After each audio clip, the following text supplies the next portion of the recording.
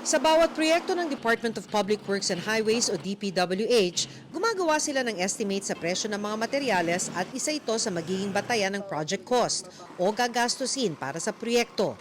Pero sa loob ng ilang dekada, mismong DPWH ang nagpapatong sa presyo ng mga construction materials, kaya't bloated o higit sa tamang presyo ang mga project cost. Dekada na ito. Madami ng DPWH secretary ang dumaan, marami ng budget ng marami ng budget ng DPWH ang dumaan, dekada na, pero nandyan pa rin ang overpriced cost of materials.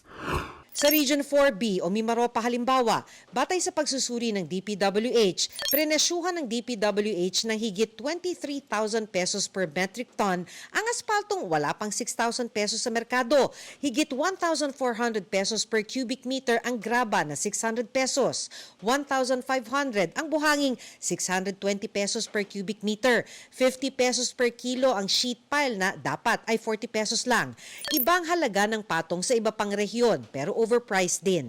Ang average na patong, 50% sa asfalto, 32% sa graba at sa buhangin, 10% sa simento, 36% sa sheet pile na ginagamit sa mga flood control project at 32% sa steel bar. Inaasahang aabot sa 60 billion pesos ang matitipid ng gobyerno sa susunod na taon ngayong iniutos ng sundan ang market prices.